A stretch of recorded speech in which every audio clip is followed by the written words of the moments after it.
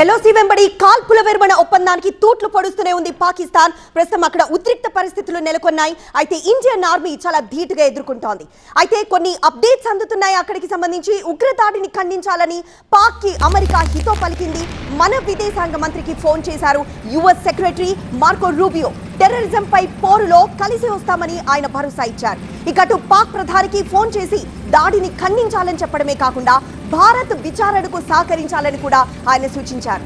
ఇక పాక్ లో ఆర్మీకి పోలీసులకు మధ్య గొడవ జరిగింది. పాక్ ఆర్మీకి ఖైబర్ పఖ్తూన్ఖ్వా పోలీసులకు మధ్య తీవ్రమైన ఘర్షణ జరిగింది.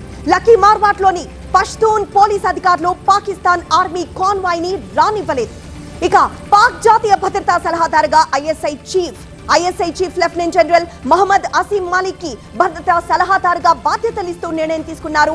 ఐఎస్ఐ టెర్రరిజాన్ని పురికొల్పుతుందనే మాట ఇప్పటికే బలంగా వినిపిస్తున్న టైంలో ఆ ఐఎస్ఐ చీఫ్ కి జాతీయ భద్రతా సలహాదారు పదవి ఇవ్వడం పాక్ వైఖరిని చెప్పకనే చెప్పింది.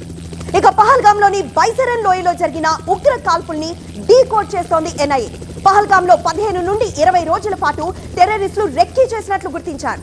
ఆ ఉగ్రమూకకు స్థానికంగా ఎవరు ఆశ్రయం ఇచ్చారో తేల్చేందుకు దర్యాప్తు కొనసాగుతోంది. ఇక డెడ్ లైన్ ముగిసింది. అయినా ఇంకా వేలాది మంది భారత్ లోనే ఉన్నారు. ఇప్పటి వరకు మన దేశం నుంచి పాక్ తిరిగి వెళ్ళింది 926 మంది మాత్రమే. అటు పాక్ నుంచి భారతీయులు 1841 మంది తిరిగి వచ్చారు. ఇవి ఇప్పటి వరకు అక్కడున్న అప్డేట్స్.